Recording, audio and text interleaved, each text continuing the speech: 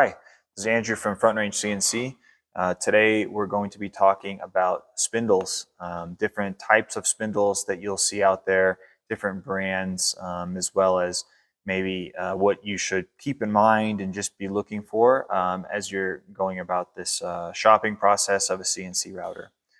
So there's a few different brands that you'll see on most industrial machines. Let's say the two largest are HSD and Hiteco. Those are the most common among 4x8 and up in the router industry. Within those, there's two styles of tool holders. One is an ISO 30 and the other is an HSK. These tool holders are different in the fundamental shape as well as how they are being held. An ISO 30, it looks like a traffic cone. I'll show you a photo, and essentially that is being locked by a pull stud and then rotated in the spindle. The other is an HSK.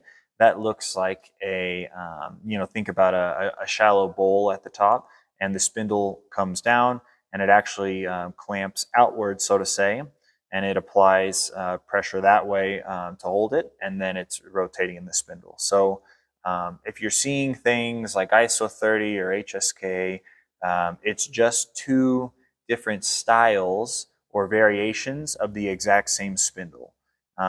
So depending on who the manufacturer is, there's preferences of ISO 30 to HSK. There's a lot of information out there about HSK having a stronger clamping force, and so there are benefits. It's one of those things where, depending on what you're actually cutting and how fast you're going, those benefits start to not be a huge consideration for what you're doing.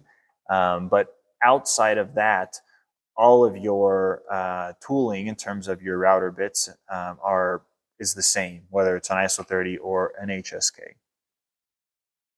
From there, you now have got different types of spindles. Most are going to be air-cooled. With the industrial size, you'll see some liquid-cooled spindles here and there, but most of the larger sizes will be air-cooled.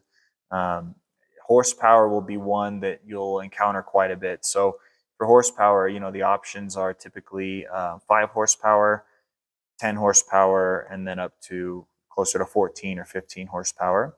Depending on what you're cutting and what power you're running, that will really dictate how much of that power you're able to utilize at any given time. So, think if you are a cabinet shop and you're going to be cutting plywood at full depth using a 3/8 router bit, what you'll want is a larger horsepower spindle. Anything between the 12 to the 16 horsepower, 10 horsepower, a lot of times you'll see is the same as the 12 in terms of model of spindle. You'll want to get a larger spindle rather than a 5 horsepower.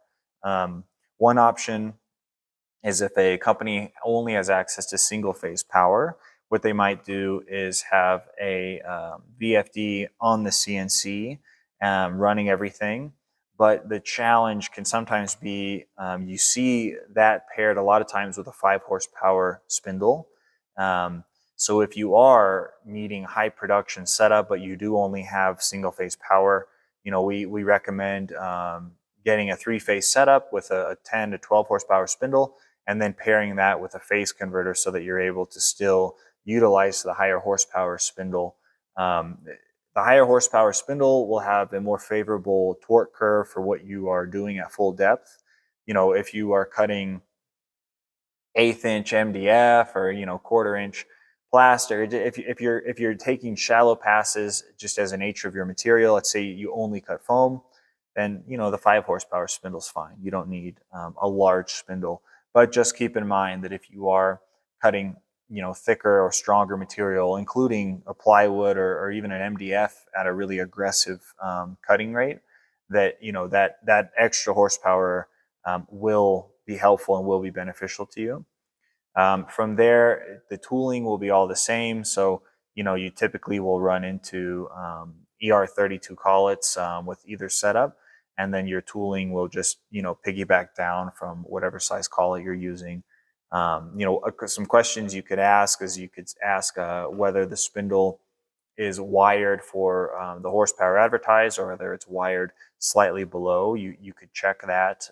You could ask, if you do have a VFD and a really large spindle, you might say, I see the machine has got a 16 horsepower spindle, but it's a single phase machine. So am I actually getting 16 horsepower worth out of my spindle, or am I getting closer to whatever that number might be? At least then you'll know, because you can imagine that if you've got a large spindle there, but you've only got X amount of power going through, that you may not fully utilize that spindle.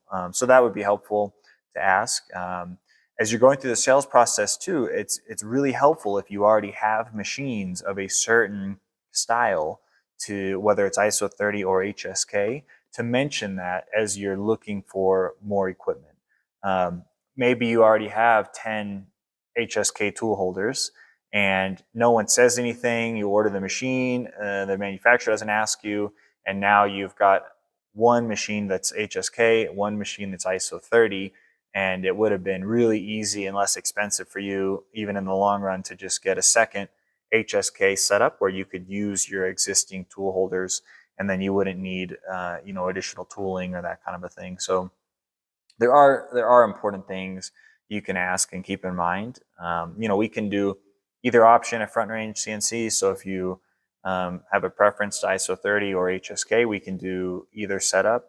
We use HSD for all of our spindles. We can also do drill blocks and so on. So there are different options depending on what you need. So feel free to write us an email if you have any questions. Give us a call. Even if you're just out there shopping, trying to figure out what setup might be best for you, feel free to let us know, and we'd be happy to give us our opinion, especially based on what you will be cutting. That's going to be a really, really important factor in determining what spindle will be good for you. All right, thank you so much.